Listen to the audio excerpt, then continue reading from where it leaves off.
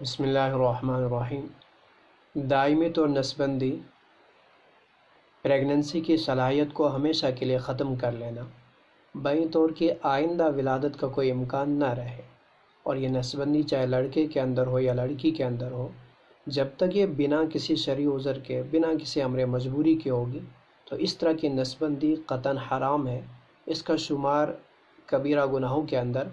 فقہا قرآن کریم کی آیت لا تبدیل لخلق اللہ سے استدلال کرتے آئے ہیں۔ شرعی آزار کیا ہو سکتے ہیں اس کی تفصیل فون کے ذریعے سے معلوم کر لی جائے۔ جہاں تک معاملہ وقتی طور پریگننسی کو روکنے کا ہے، مانع حمل ادویات کے استعمال کا ہے، وقتی طور ولادت کو، پریگننسی کو روکنے کے لیے تدبیر اختیار کرنا، تو آپ علیہ السلام کی بکثرت احادیث سے، صحابہ کے معمول سے اور اسی طرح صحابہ کے آثار سے یہ بات ثابت ہو جاتی ہے کہ وقتی طور پریگننسی کو روکنا جائز ہے۔ وقتی طور پریگننسی کو روکنے کے لیے ادویات کا استعمال اور تدابیر کا اختیار شرعاً جائز ہے۔ چنانچہ بخاری کے اندر حدیث موجود ہے، حضرت جابر فرماتے ہیں کنا نعزل علی عہد رسول اللہ صلی اللہ علیہ وسلم، ہم آپ علیہ السلام کے دور میں عزل کیا کرتے تھے۔ مسلم شریف نے اسی حدیث کو نقل کیا تو وہاں فبلغ ذلک النبی، ہمارا یہ عمل، صحابہ کا یہ معمول آپ علیہ السلام کو پتہ چلا، فلم ینہانا عنہ، تو آپ نے اس سے منع نہیں فرمایا۔ بخاری کے اندر یہی حدیث دوسری جگہ وہاں والقرآن ینزل، کہ صحابہ فرماتے ہیں کہ ہم یہ عمل کرتے تھے اور قرآن کا نزول بھی ہو رہا تھا۔ یعنی اگر یہ عزل کر لینا، اور عزل وقتی طور پریگننسی کو، ولادت کو روکنے کی ایک تدبیر کا نام ہے، تو یہ عزل اگر ایسی چیز ہوتی جسے منع کیا جانا چاہیے ہوتا، یہ چیز اگر ناجائز ہوتی تو قرآن کا نزول ہو رہا تھا تو یقیناً قرآن پھر ہمیں اس سے منع فرماتا۔ چنانچہ اسی حدیث کو نقل کرتے ہوئے حضرت سفیان فرماتے ان کان شیئا ینہا عنہ،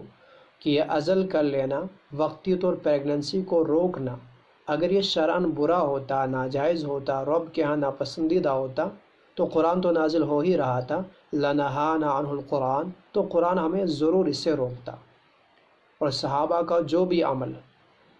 رب ذوالجلال کو ناپسند لگا، اسلام میں اس کی گنجائش نہیں تھی، تو قرآن کریم نے فوراً اس سے منع کر دیا۔ اور یہاں بخاری اور مسلم دونوں کے حدیثوں سے ثابت ہے کہ آپ علیہ السلام کو بھی آپ کا، صحابہ کا یہ معمول معلوم، آپ نے بھی منع نہیں فرمایا، اور رب ذوالجلال تو واقف تھے ہی تھے، لیکن رب نے بھی منع نہیں فرمایا، تو پتہ چلا عزل کر لینا، وقتی طور پریگننسی کو روک لینا جائز ہے۔ بلکہ مسلم شریف کی ایک اور حدیث ہے،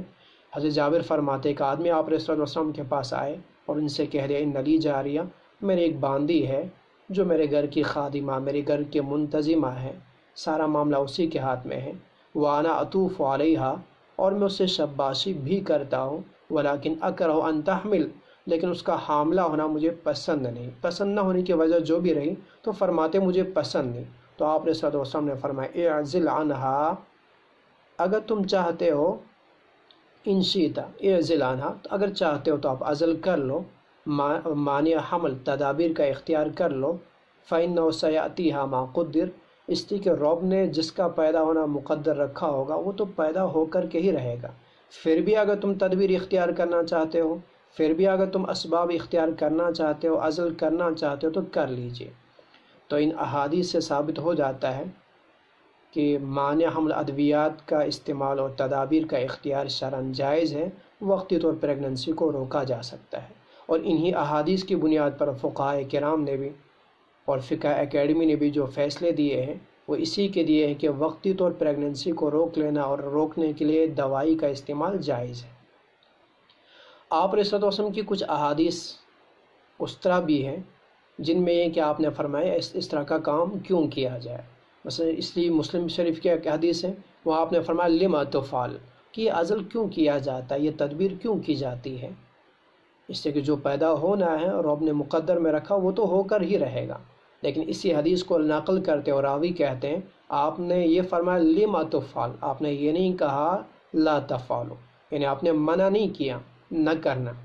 روکا نہیں، صرف یہ کہا کہ کیا کیوں جاتا ہے، جو ہونا وہ تو ہو کر ہی رہے گا۔ تو ان احادیث کے اشارے سے بھی ثابت ہو جاتا ہے کہ عزل کر لینا، وقتی طور پریگننسی کو روک لینا جائز ہے۔ جہاں تک میری ذاتی رائے ہے، میں آج کے دور میں وقتی طور پریگننسی کو روک لینے کو یا بچوں کے درمیان وقفہ رکھ لینے کو مستحب سمجھتا ہوں،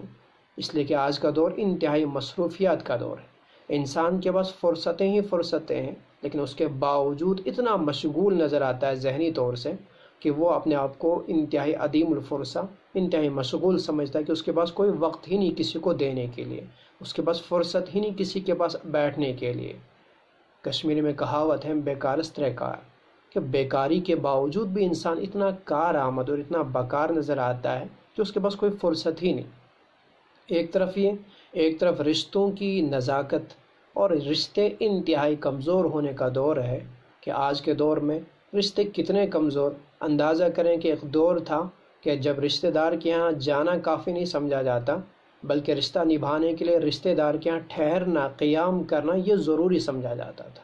پھر ایک دور آیا کہ ٹھہرنا ضروری نہیں، صرف وہاں آیا جایا جائے۔ پھر ایک دور آیا کہ نہیں، آنا جانا بھی کال ضروری نہیں، صرف کال کر لیں۔ پھر ایک دور آیا کہ نہیں، اب سوشل میڈیا کے ذریعے سے SMS کر لیا جائے، وہی کافی۔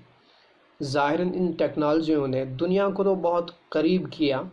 مٹھی میں لے آئے ہیں، لیکن رشتے مٹھیوں سے نکل گئے ہیں، رشتہ بہت دور ہو چکا ہے، دنیا حقیقت میں بہت دور ہو چکی ہے ایک دوسرے سے۔ اب دور ایسا آ چکا ہے کہ اب تو SMS کرنا بھی ناگوار گزرتا ہے، بلکہ اب اپنے دوست، اپنے رشتہ دار کے سٹیٹس پہ لائک کر لینا یا کومنٹس کر لینا اتنا کافی سمجھا جاتا ہے۔ بلکہ بہت ساری جگہوں پہ تعزیت بھی دیکھی گئی کہ اب فون ہی کے ذریعے سے ہوتی ہے کہ کسی رشتہ دار کے گزرنے پر اس کی پرانی سی کوئی فوٹو اپلوڈ کر لی جاتی ہے اور اپنے سیڈنس کا اظہار کر لیا جاتا ہے۔ تو جہاں دور رشتہ داری کی اس کمزوری کا ہو اور پھر اس عدیم الفرصتی کا دور ہو، وہاں سے دیکھا جائے تو بچہ والدین کی انتہائی توجہ، وقت دیے جانے اور محبت کا محتاج ہے۔ بچہ والدین کی طرف سے کھانے پینے کا، تعلیم و تعلم کا محتاج نہیں، وہ محبت کا، وقت کا محتاج ہے۔ اسے کہ کھانا پینا صدقے میں بھی مل سکتا ہے، کھانا پینا بھیک مانگ کر کے بھی مل سکتا ہے، کھانا پینا مزدوری سے بھی مل سکتا ہے، مگر محبت صدقے میں نہیں ملا کرتی، محبت مزدوری میں نہیں ملا کرتی۔ تعلیم و تعلم یہ خود بھی پڑھا جا سکتا ہے، غیروں سے بھی پڑھوایا جا سکتا ہے، حکومتیں بھی اس کا نظم کرتی ہے، لیکن محبت کا نظم، غیروں سے جو محبت ملے وہ اپنوں سے محبت ملنے کے برابر نہیں ہوتی۔ اور ابھی تک حکومت نے محبت دیے جانے کا کوئی نظم نہیں کیا۔ شاید عنقریب وہ دور بھی آئے کہ حکومت کو ایسے افراد کو بھرتی کرنا پڑے جو بچوں کے لیے والدین کا محبت اور والدین کے لیے بچوں کا پیار، میاں بیوی کے لیے ایک دوسرے کا پیار بانٹنے والے بن جائیں، انہیں اسی پہ تنخواہ دے دی جائے، شاید ایسا دور بھی آ جائے۔ تو ابھی تک چونکہ ایسا نہیں ہے، اس لیے تو بچہ والدین سے محبت کا محتاج ہے، وقت دیے جانے کا محتاج ہے، توجہ کا محتاج ہے۔ وہ چیزیں دوسروں سے بھی مل سکتی ہیں، وہ چیزیں بھیک میں بھی مل سکتی ہیں، لیکن یہ چیزیں نہیں ملا کرتی ہیں، صدقے میں بھی نہیں ملا کرتی، اس لیے محبت کا محتاج ہے وہ۔ اور یہ بات سائنس نے بار بار تجربے سے ثابت کی ہے کہ بچہ انتہائی حساس، سینسیٹیو، انتہائی باشعور ہوتا ہے، اور یہ بات بھی طے ہے کہ بچے کے ذہن میں بچپنے میں جو بات بیٹھ جائے، جو احساس، جو جذبات بیٹھ جائے، فوقا نقش علی الحجر، تو پتھر کی لکیر ثابت ہوتے ہیں۔ وہ صدمہ، وہ احساس، وہ شعور مرتے دم تک پھر اس کے دماغ سے نہیں نکلا کرتا، ذہن سے نہیں نکلا کرتا۔ لہٰذا یہ بات بار بار دیکھی گئی ہوگی تجربات سے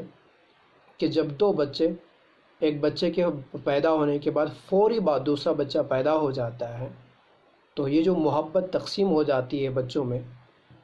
آپ کا وقت تقسیم ہو جاتا ہے، آپ کی توجہ بڑھ جاتی ہے، ڈیوائیڈ ہو جاتے ہیں آپ، کچھ ادھر دینا پڑتا ہے، کچھ ادھر محبت دینی پڑتی ہے، اور یہاں سے محبت دینے کے لیے وقت نہیں، فرصت آپ کے پاس ان کے پاس بیٹھنے، توجہ دینے کے لیے نہیں ہے۔ تو جو تھوڑی بہت توجہ آپ ایک بچے کو دے رہے تھے، تھوڑی سی محبت ایک بچے کو دے رہے تھے، جب وہ بھی ڈیوائیڈ ہو جائے تو یہ بچہ ذہنی طور انتہائی صدمے کا اور احساس کمتری کا شکار ہو جاتا ہے، اور اس کی اس ذہنی تکلیف کا نتیجہ کل سماج کو بھی بھگتنا پڑتا ہے اور کل ان والدین کو بھی بھگتنا پڑتا ہے، اور اس بچے کی جو رشتے کی ڈور تھی وہ دن بدن کمزور ہوتی جاتی ہے۔ یوں بھی رشتہ کمزور اب اور کمزور ہوتا جاتا ہے جب اس بچے کی محبت تقسیم ہو جاتی ہے، توجہ تقسیم ہو جاتی ہے۔ اس بنا پہ دو بچوں کے درمیان گیپ رکھنا میں ضروری سمجھتا ہوں، مستحب سمجھتا ہوں آج کے دور میں، تاکہ بچہ ذہنی طور وہ صدمے کا شکار نہ ہو، ذہنی طور تکلیف کا شکار نہ ہو۔ اور ایذائے مسلم جس طرح جسمانی حرام ہے، ذہنی بھی حرام ہے، اور دو بچوں کے درمیان فاصلہ نہ رکھا جائے تو بچہ اس سے ذہنی تکلیف کا شکار ہو جاتا ہے، صدمے کا شکار ہو جاتا ہے۔ تو یہ بھی ایذائے مسلم ہی ہے، اس ناطے سے میں مستحب سمجھتا ہوں آج کے دور میں فاصلہ رکھنا۔ اب یہ اور بات ہے کہ کتنا فاصلہ رکھا جائے، تو کم سے کم فاصلے کی تو کوئی قید نہیں، لیکن زیادہ سے زیادہ فاصلہ صرف 7 سال کا رکھا جائے، اس لیے کہ 7 سال یہ حق حضانت پہ میں قیاس کر رہا ہوں کہ حق حضانت شریعت نے بچے کی پرورش کا جو ماں کو حق دیا ہوا وہ 7 سال تک، حتیٰ یستنجی وحدہ او یأکل وحدہ، 7 سال تک دیا ہوا ہے۔ تو 7 سال بچے کے انتہائی نگہداشت کے وقت دیے جانے کے محبت کے سال ہوتے ہیں۔ اس دوران میں اگر اس کی نگہداشت میں تھوڑی سی بھی تقسیم کاری کر لی جائے تو وہ نگہداشت اس کے لیے نقصان دہ بن جاتی ہیں، وہ تقسیم کاری اس کے لیے احساس کم تری کا سبب بن جاتی ہیں۔ اس اعتبار سے زیادہ سے زیادہ فاصلہ 7 سال کا رکھا